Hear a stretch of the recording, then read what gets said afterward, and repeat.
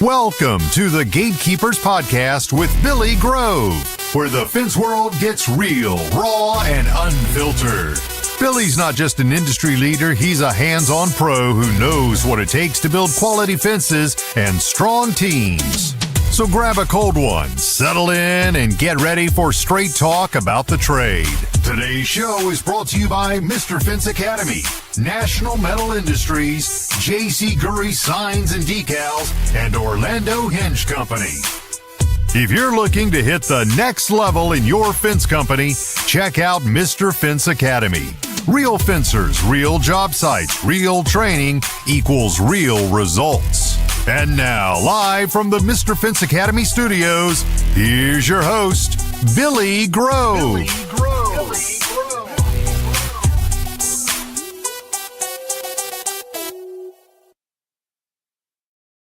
What is going on, Fence fam? Facebook, YouTube, Twitch, and all of the audio versions for the podcast. I hope everybody is having a wonderful night. I hope you have all had an awesome week. And all of that, man. We got a great show lined up for you tonight. I got my homie Colby Bierman on, multi-time returning guest. He saved me a whole bunch of times whenever people have canceled, but this time I just had him on just to shoot the shit and find out what he's been up to and talk about some fun stuff at the end of the show, man.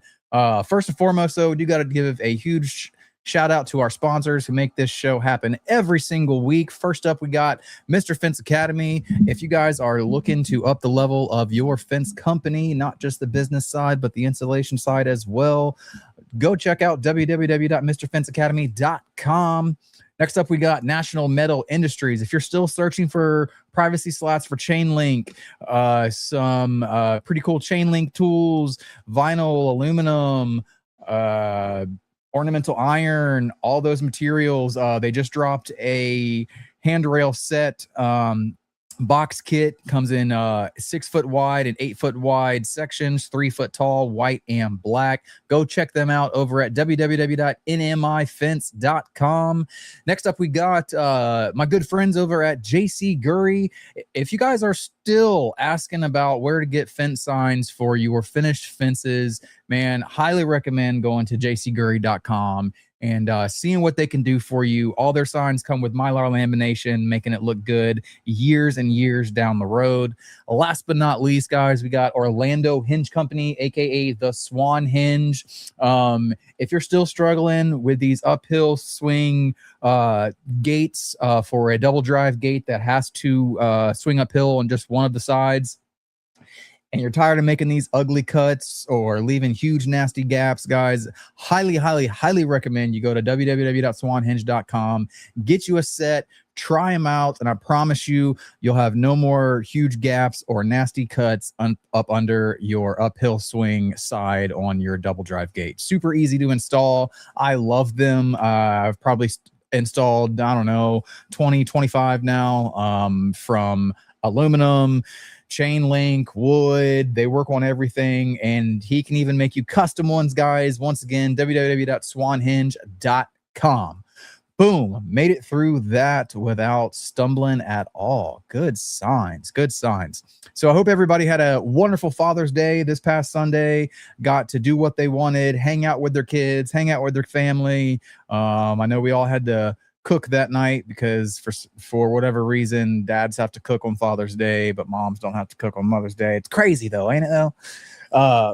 Yeah, man, we got Colby Bierman on the show tonight, and we're gonna go ahead and bring him on, and we're gonna get right to it. What is up, brother? What's going on, man? How are you doing? Good, man. Good, man. Long time no talk. Hell yeah, dude. We've been keeping our nose to the grindstone over here. besides our random 2-word Snapchat conversations we have maybe once a week. Pictures of fish and dog back and forth. Fish, dogs. Sometimes you randomly show me retention walls you've been building. Oh yeah. I love it, man. I love it. So, what's been up since the last time you were on, man? It's almost been a year, I think. Yeah. I mean, a lot of stuff. We've been staying busy. We worked all winter. I was helping one of my buddies with a DOT fence for the DOT here in town, next to some new like a new overpass and a part of the highway in town.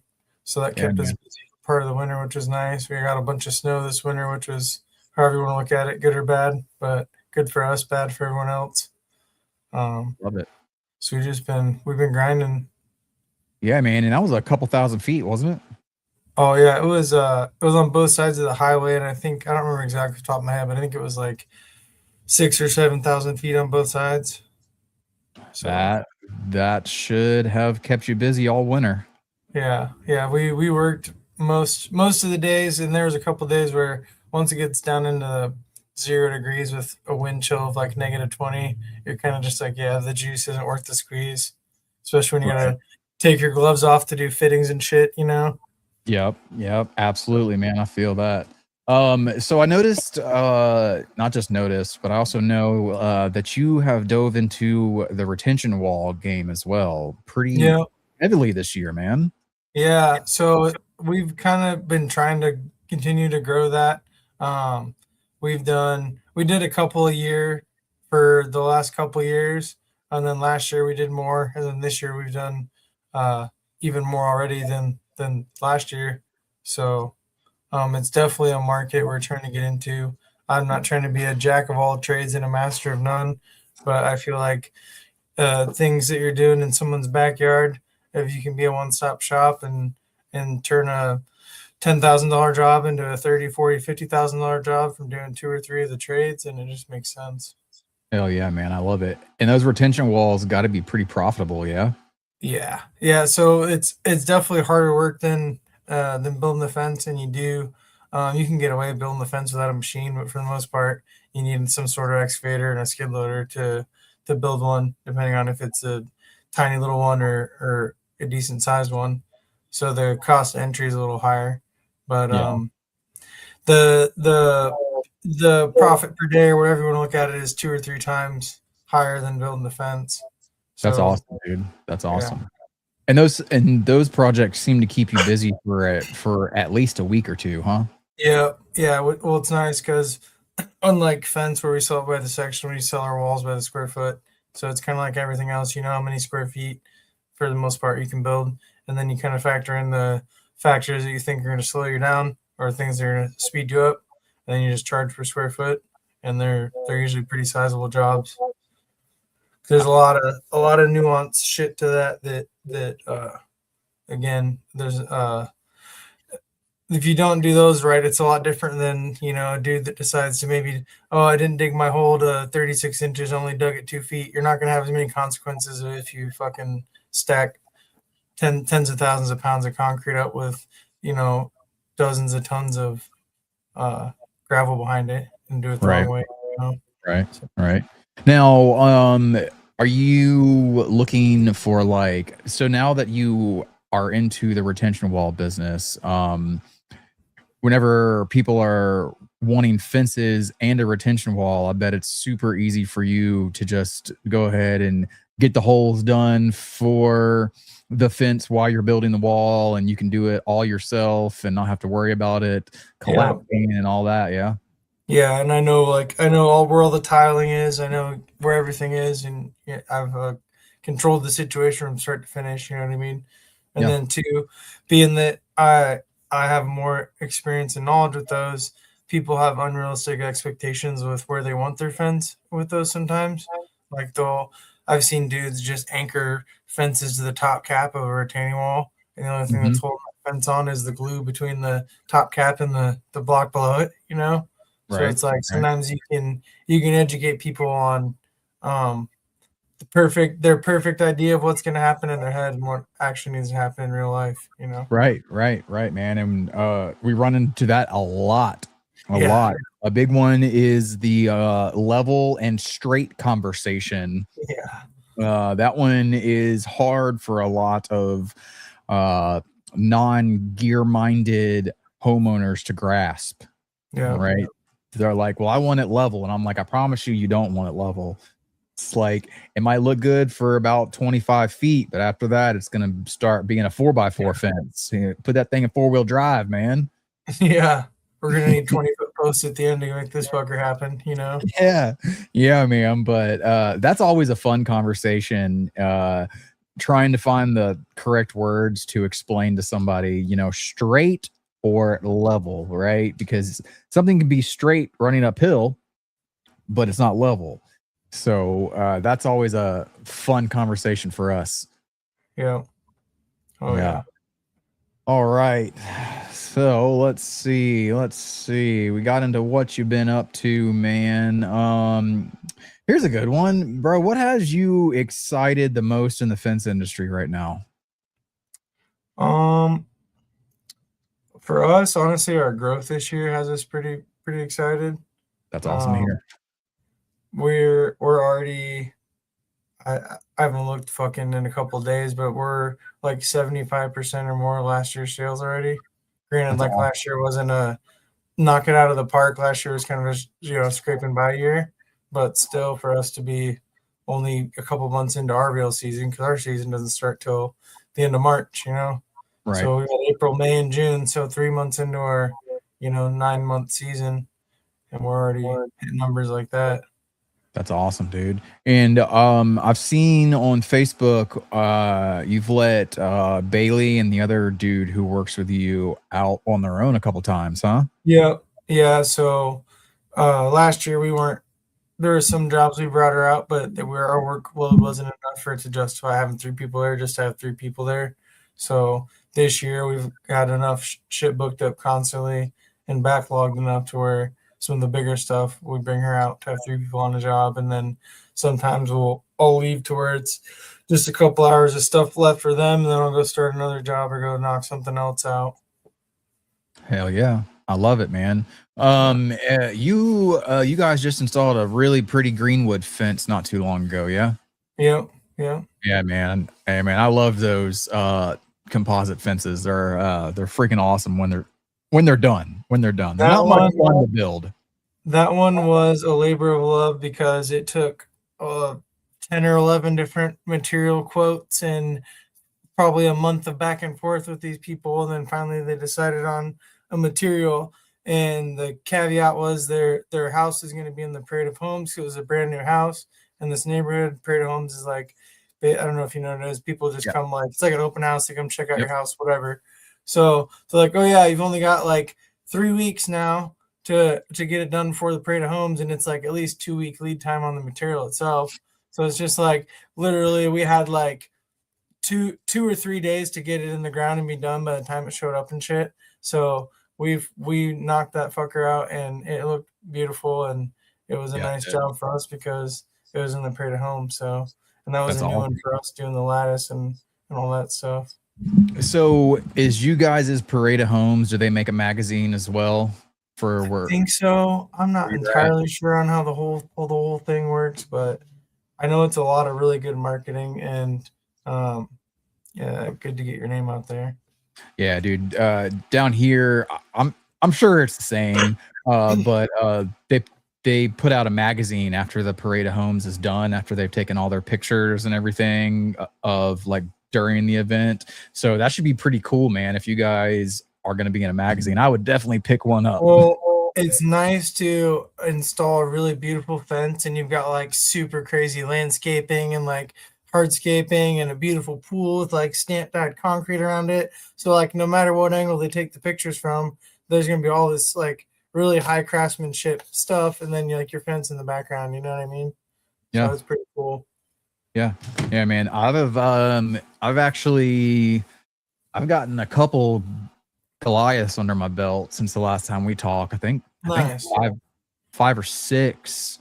And man, they look great whenever they're all said and done. But man, I'll tell you, they're kind of a pain in the ass to install. Yeah, it's one of those things you really got to do it.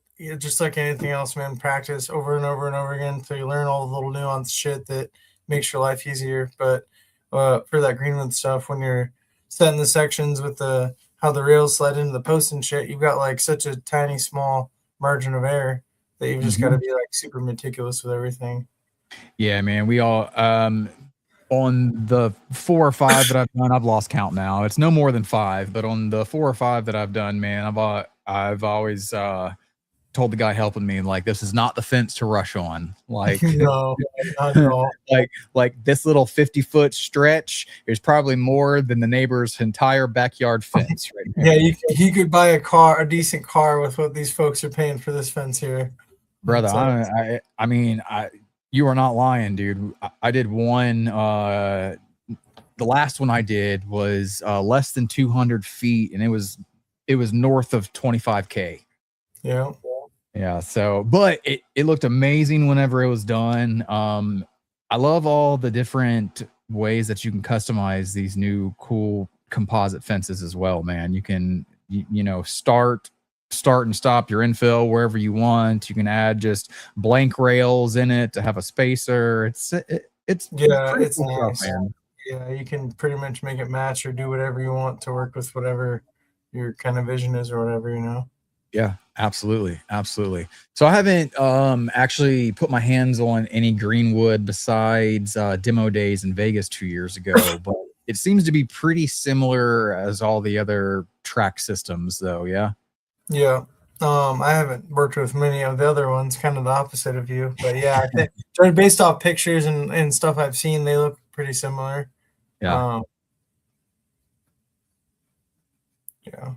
I think the gates on the Goliath are like probably my biggest like factor about them, just because they're so freaking complicated to build.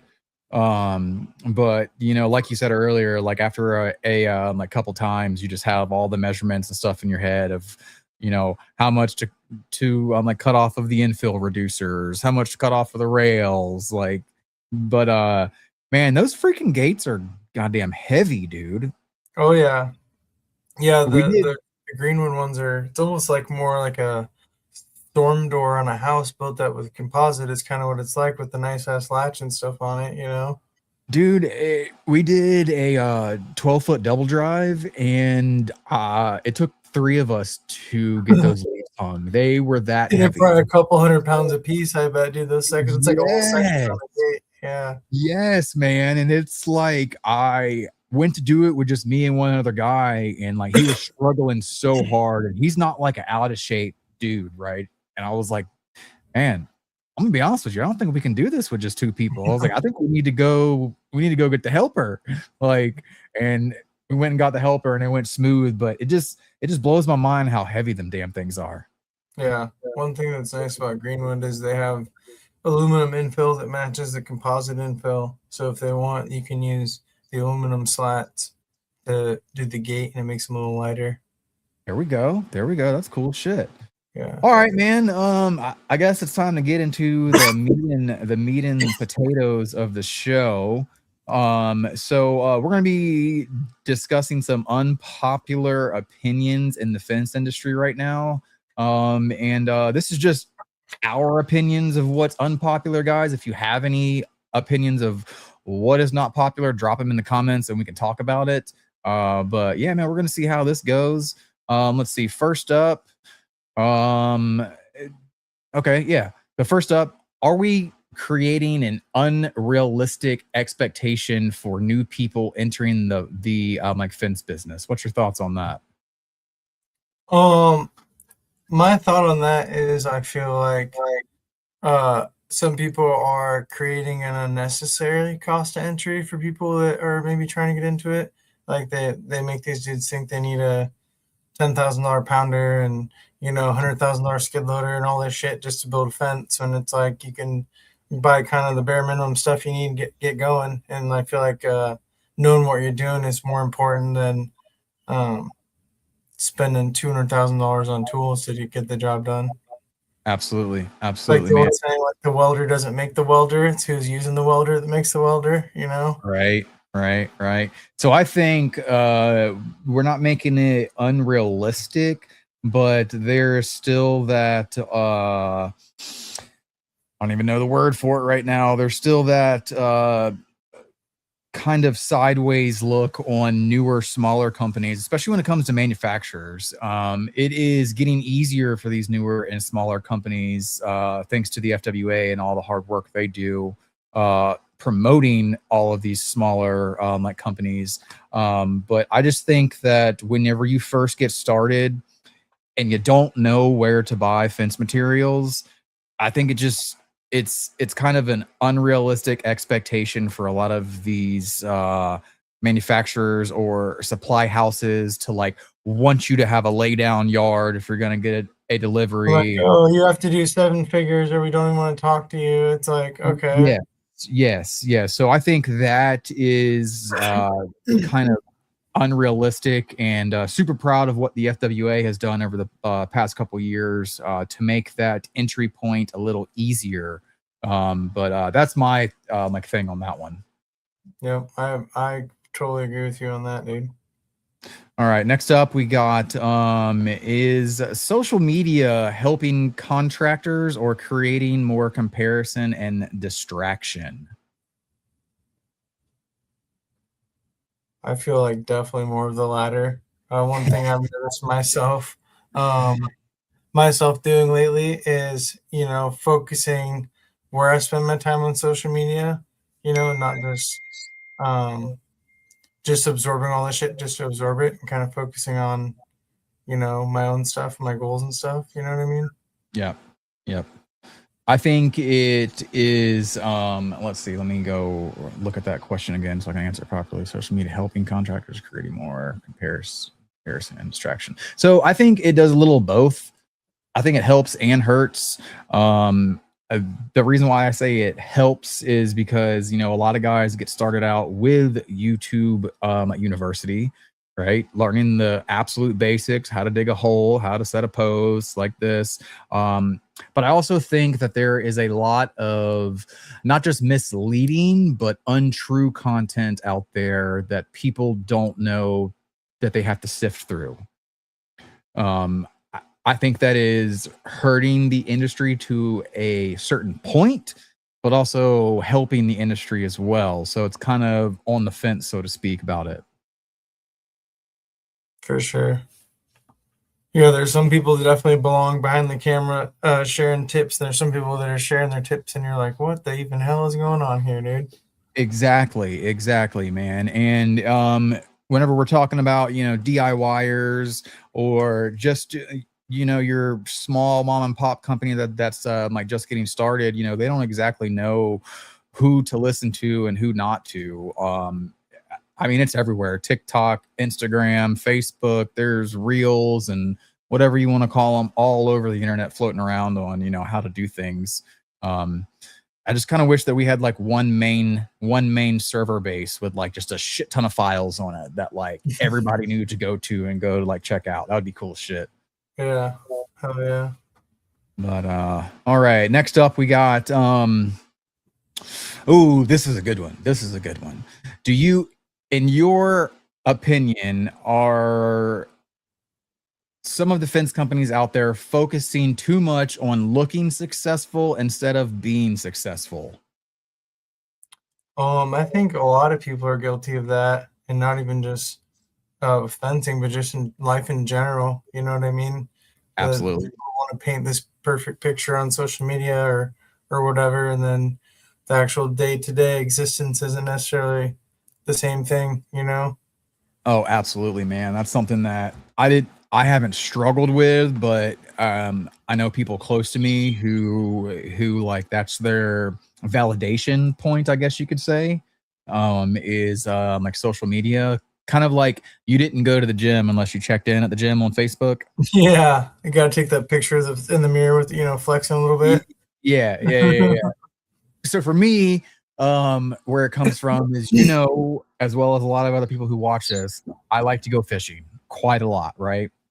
I've gotten to the point where I rarely take pictures of my catches anymore because I don't care, right? So I'll get to work and we'll be talking with the guys, and I'm like, yeah, man, for instance, I caught bonita and 7 Spanish mackerel on Monday, and I got to work today, and like one of the guys was like, all I saw was that picture of the bonita. You didn't catch those 7 Spanish. You didn't post it. I was like, bro, I've caught so many Spanish mackerel that I don't even care about taking pictures of them like anymore. It didn't happen unless you got the picture to prove it. Yeah, exactly. So I think that's unfortunately, I think that's something that we're gonna have to live with for the rest of our lives, with social media being so prevalent in our lives now. Yeah. Yeah, dude, you can't tell me that some of these people that it's like, oh, every day's perfect and everyone's always hugging each other and nothing ever goes awry. It's like, nah, dude, that's not real life. Real life is constant fires around you. Sometimes you got to put out, you know? Very true. Very true. All right. Next up, we got, let's see, are industry groups in the fence industry becoming stronger or more divided, in your opinion? I mean, I feel like it's up to people. If people want it to be divided, that's their own prerogative, you know? I don't see that it's more or less divided necessarily. I feel like people find their niche that they fit in with more, maybe, and then that's kind of the route they go. Yep. Same. So I felt like we were going in a nice positive level for a while there, and then all of the shit with these AFA slandering on social media and all that. I wouldn't really call it slandering. I would really just call it being truthful. But that one kind of took a turn. But I am pretty happy to see there's a whole lot less fighting on the pages nowadays. Oh yeah. That much I have noticed, man. The whole like, well, I can do this faster and blah, blah, blah. I can do this better. I see a whole lot less of that in the past couple months. A little less dick swinging. Absolutely, dude. Absolutely. And Fence Games this April, or I've lost track of time pretty bad. So I guess Fence Games was in April, so we had people show up and they wanted to prove themselves. So I guess, man, if you still want to prove yourself, you can come to the Fence Games next year and you can prove to everybody that you're the fastest or the best or all that stuff, man. And it was actually really, really fun. I only competed in the chain link because I got talked into it with Sean. But I was really there to watch people's different techniques, man. And I'll tell you what, dude, I came back with some pretty cool little things that I picked up. Oh yeah. I mean, yeah, dude, definitely. There's more than one way to skin a cat, and you get in room guys that skin a cat a different way. You're gonna pick up a couple of tricks. You're like, man, I never even thought of that. Yeah, man. Like, one was the when you're driving like 8-foot pipe or like 6-foot I-beams, they don't ever put the driver on the ground. So I picked that up and I was like, dude, I'm not picking that thing up off the ground every single time anymore. Hell yeah. Got to throw that fucker over your shoulder like a crying baby, dude. Yeah. I mean, put it on the shoulder, or better just have it in one hand and go up with the other hand. Yeah. So I picked that one up. I got to play with some ready drivers, man. That was really cool. That was my first experience with the ready drivers. That freaking Ready Mega is a tank, dog. Yeah, I was gonna invest in one of those because our ready driver finally blew up after like 3.5 years. But I was gonna have to buy new adapters and all kinds of new shit for it. So I just said fuck it and got the Boss 78 again, and that thing's just hit the ground running and been running like a champ for us. Yeah, dude, I really like those machines, man. They're very well put together and they do the job, dude. They show up more than any other gas driver out there. Yeah, we did minimum maintenance and replaced a carb and did regular oil and lube changes on it, and that thing lasted 3.5 years, thousands and thousands of posts, and pounding shit that it had no place pounding. Like we pounded 4-inch bollards with it one time. like 4 or 5 feet in the ground, like stuff like that. That's cool shit, dude. That is cool shit, man. I love it. All right. Next up, let's see. What are some conversations we should be having that we're not having in the fence industry right now? I don't really know, man. Fair enough, man. That one, I was reading it and I was like, I don't really know an answer to that one either, but it's there, man. I think probably we should I think really we should talk about being safer out there. Just paying attention to what we do. And here locally, there was a gutter contractor, and he was up on a 4-foot ladder, mind you, fell off the ladder, and he is paralyzed for the rest of his life. God damn. On a 4-foot ladder, right? So that could have been one of us pounding a 12-foot post or something, bro. I'm saying, like sometimes I think we get so caught up in being in a rush and getting things done fast that we seriously throw safety to the wind. And at the end of the day, I freaking tell my guys this all the time: I'm not dying over a fence. Hell no, dude. One thing I'm kind of a safety nerd about is my eyes and my ears. Like, I always wear hearing protection, and I always, if I'm using a bandsaw or even a table saw or I usually always wear sunglasses anyway, but if they're off my eyes, I always put them back down over it, because all it takes is one thing and your sight's gone, or doesn't work right for the rest of your life. Yeah, dude, I'm a huge testament to that. A couple of years ago, I almost lost my eyesight in my right eye. I had a grinder wheel explode in my face. Actually, knocked my safety glasses off of my face and then sent a shard of it into my eye. So I had like 90% vision loss for like 3-4 months. Had to wear eye patch and all that. So I take the whole safety glass topic very seriously nowadays. So that's just kind of one of my things, man. If I'm doing anything, I've got sunglasses on. It doesn't matter. It doesn't matter if it's raining, I've got sunglasses on. So I try to get that through to the new younger guys who don't want to wear like safety glasses and stuff like that, and they think that they're invincible, and you find out real quick that you're not. And honestly, so like, I know this might be a unpopular opinion, but like wearing gloves, like, I feel like it's important to have tough hands, but at the same time, you work with your hands all day, every day. Like, especially like building walls, like you don't want to just be cheese grating your handling concrete blocks all day, or you're handling galvanized stuff all day. Your body's gonna absorb all that galv coating crap in your hands over time. Yeah, dude. I wear gloves, and no matter what I am doing. I still somehow manage to have cuts and stuff all over my hand. I cut myself the other day. That was my own dumbass fault, though. Sharpened a knife, and I was talking while I was washing it, and fucking sliced myself right open, dude. I was like, man, that thing is super sharp now, y'all. But yeah, man. So that's all I got for those little quick discussion topics. We're gonna jump to commercial break and be back in 3 minutes. Sounds good.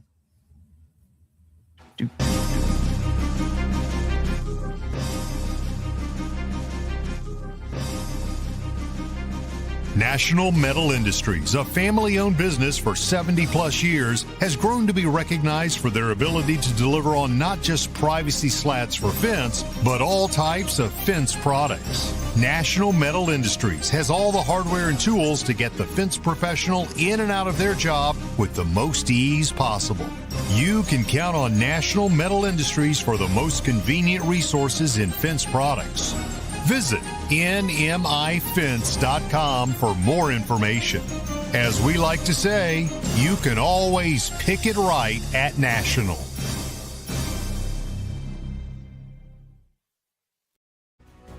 J.C. Gurry Signs and Decals has been a trusted name in the sign industry since 1949, with all manufacturing done in-house from start to finish, right here in the USA. With 75 years in outdoor signage and roots dating back to the 1920s, J.C. Gurry specializes in durable, high-quality signs and decals. In-house screen printing since the 1970s ensures every product meets the highest standards. Visit jcgurry.com for more information. Every aluminum sign includes Mylar lamination at no extra cost, extending product life in tough outdoor conditions. For unmatched quality and longevity, visit jcgurry.com. Struggling with a gate that drags on your sloped yard? Orlando Hinge Company has the solution, the Swan Hinge. Unlike standard hinges, the Swan Hinge lets double drive gates swing open smoothly up inclines, eliminating dragging and binding. Easy to install on vinyl, aluminum, wood, and chain link gates. It's built for durability and made to withstand the elements. And when your customer hears that, yes, their gates can work on a slope, you just made the sale. The Swan Hinge, designed by fencers for fencers. Made in the USA, lifetime warranty. Order today at swanhinge.com or email info@orlandohingecompany.com. The Swan Hinge, because every gate deserves to open smoothly.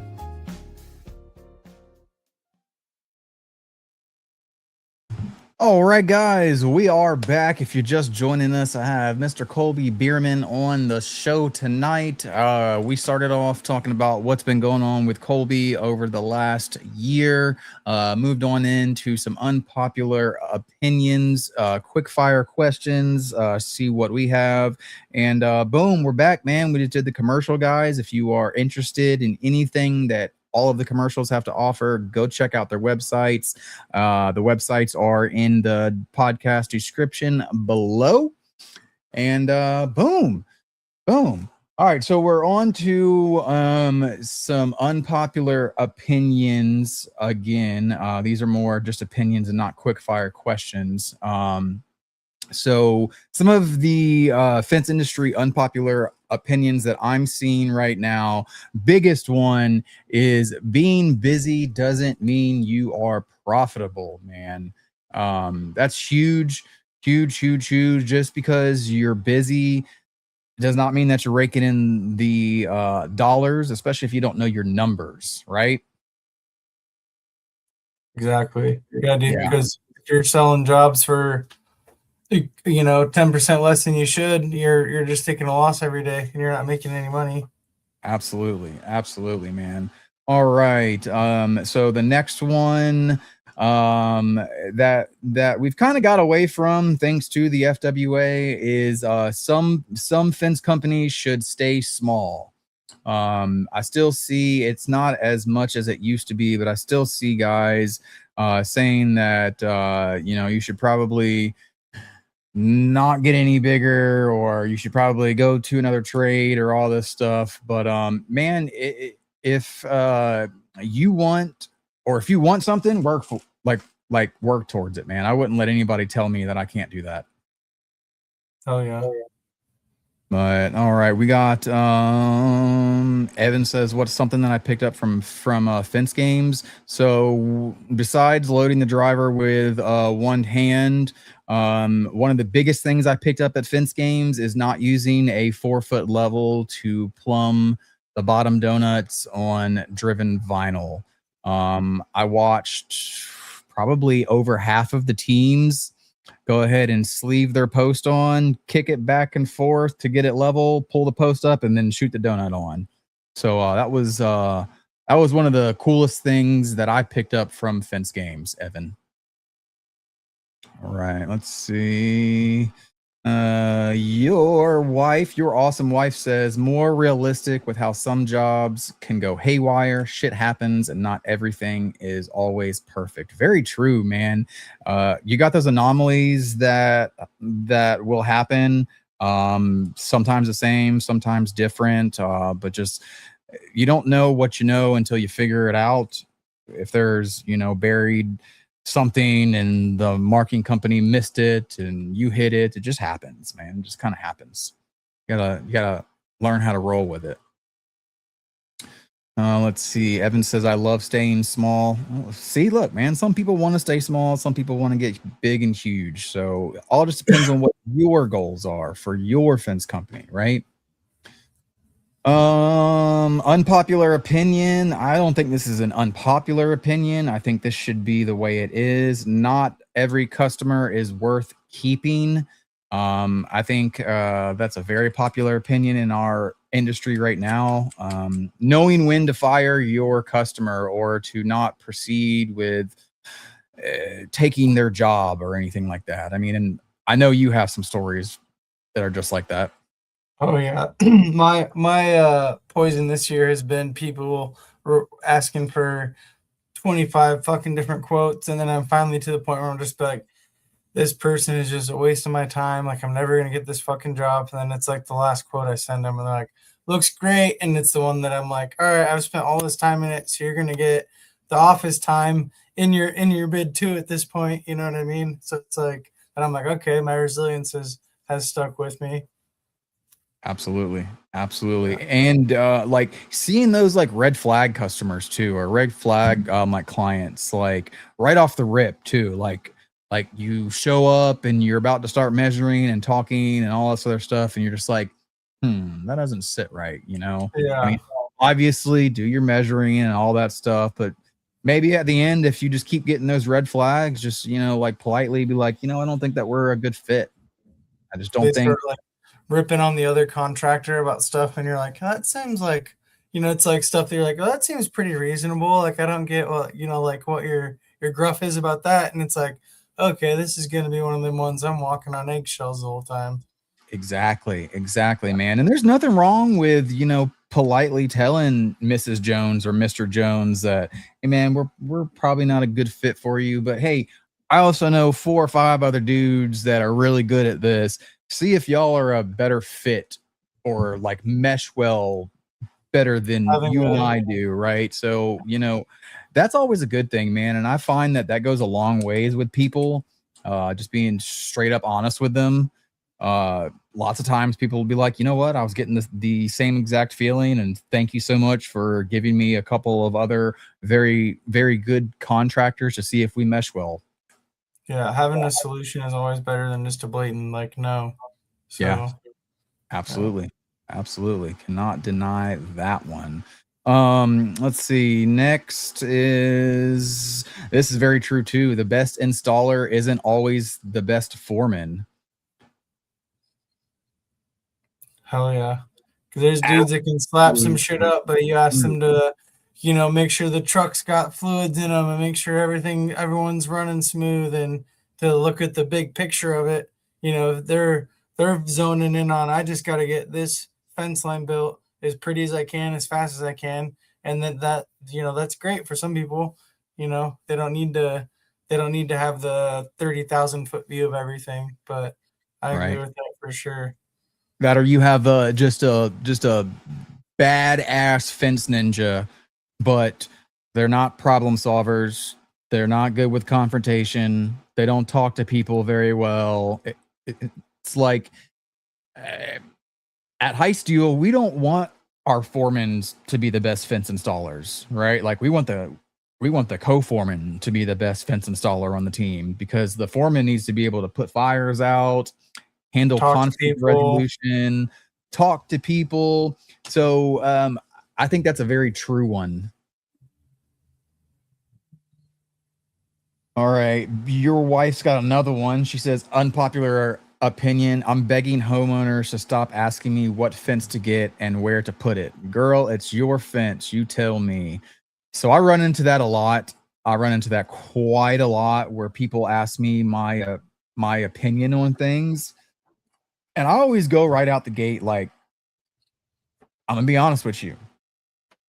Here's my opinion on it, but hopefully I never see this fence again. And that's me being as polite as possible to you. It's not that I don't like you, but if I see this fence again, then I know that we have done something wrong, right? So you're the one that has to look at it, tell me what you want, and I'll tell you if it's possible.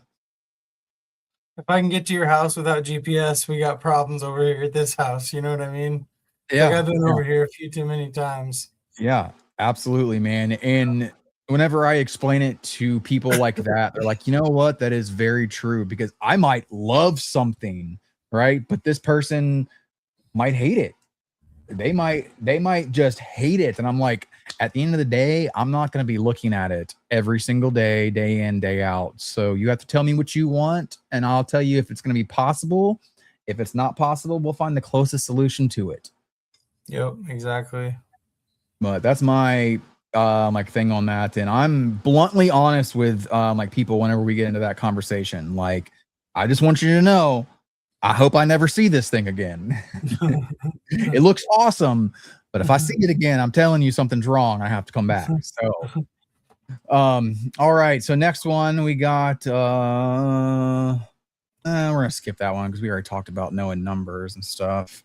Let's see. Training should happen before hiring more people. I don't really agree with that.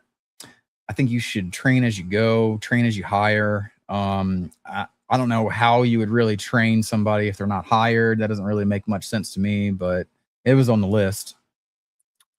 I feel like that could be seen as focusing on if you have people that are worth putting the time into, that they have promise, that as opposed to just trying to bring on more help, that then you gotta go start from scratch and spend all the money and time and etc. training. Absolutely. But I feel like you always have your feelers out for anybody that's qualified or a good fit for whatever you're looking for. Right, man. I got a little side story on that, man. I fired a dude, he quit, whatever you want to call it, 4 hours in on his first day last week. It's like I tell people, man, I don't care if you don't know how to do this. What I want you to do is want to learn how to do it. Yeah. Right. Like if you don't want to learn how to do it, then I don't want to waste my time. So that's a big one for me. I don't even care if you don't know the like difference between a sawzall and a skill saw. But if you want to know the difference and you actually really care about learning the difference, I'm all about it. So that's my little input on that much. I agree with you there, brother. You can't teach desire. Yeah. You know? Absolutely.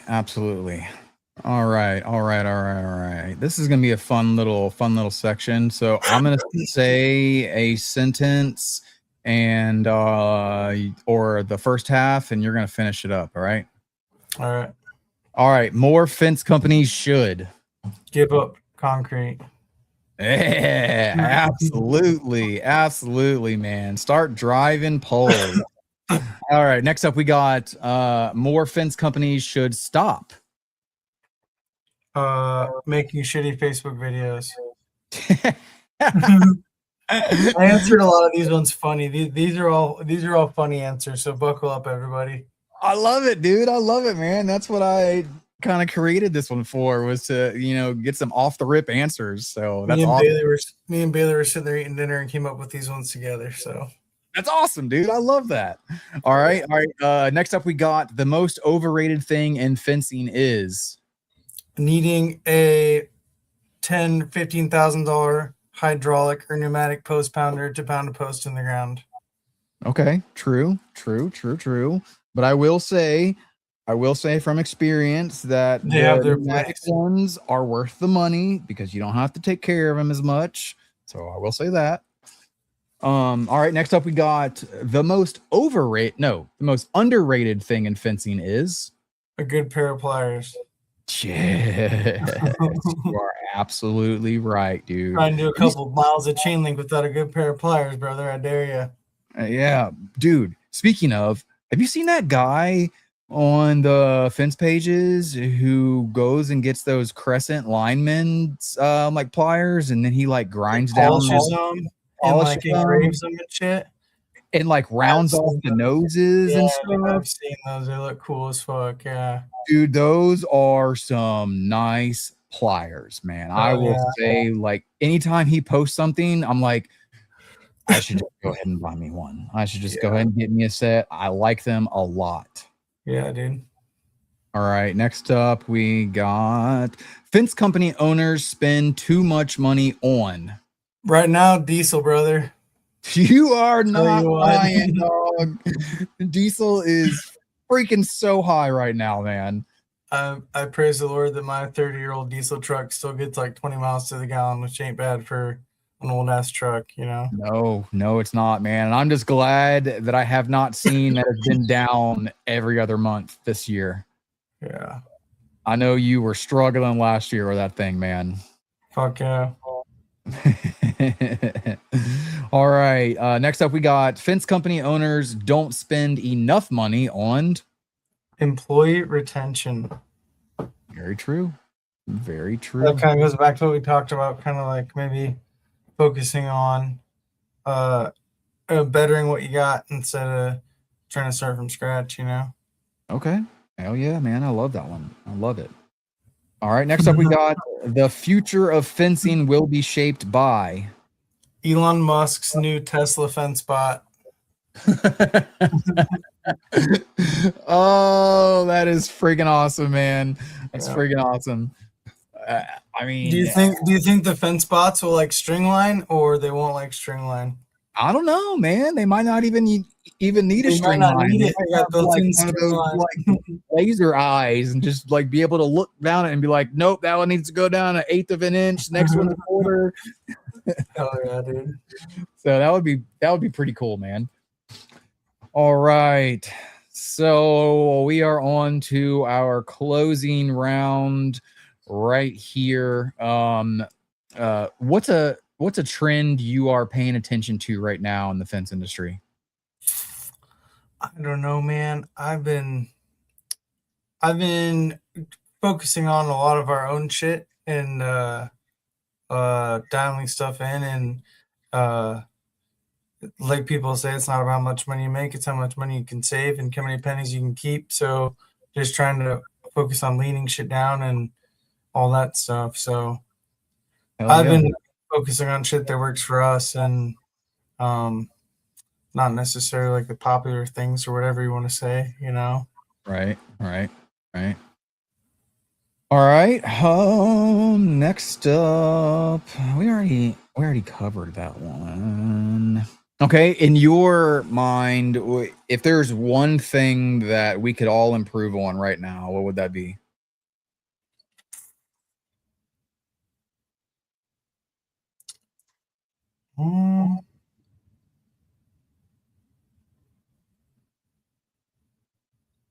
I feel like people are getting better at this, but more like you said, there's less dick swinging in all the fence pages, and more teaching and less breaking down. You know what I mean? Yes. Like constructive criticism goes a lot longer than just being an asshole.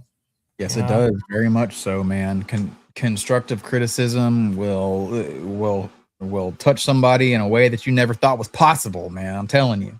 Oh yeah. All right. So boom. Scrolling down on the notes. All right. Here's a good one. And this is going to be the last one. But this is something that I see a lot. Company culture gets talked about more than it's actually built. What do you think about that? I agree with that a little bit. It's a lot easier to not practice what you preach sometimes, and like have all this stuff on paper, but then not actually like care about it in the day to day, you know? Right. Or not just care, but unless you have your tribe, so to speak, someone to hold you accountable, you know, what are you going to do whenever you're by yourself and, you know, no one's holding you accountable? You know, I mean, just like you said, we can all write it down on a piece of paper with a pen, but, you know, that's just that. You have to actually stick to that day in and day out. It's like integrity is what you do when no one's watching. You know what I mean? Yeah, absolutely, man. Well, hey, dude, that's all I got. You got any closing thoughts for those watching and listening? I don't know, man. Just watch out for those Tesla fence bots, man. I don't think they're coming for us soon, but Hell yeah, bro. Well, tell the wife I said hello. I can't wait to see you guys in person again. Hopefully it's sooner rather than later.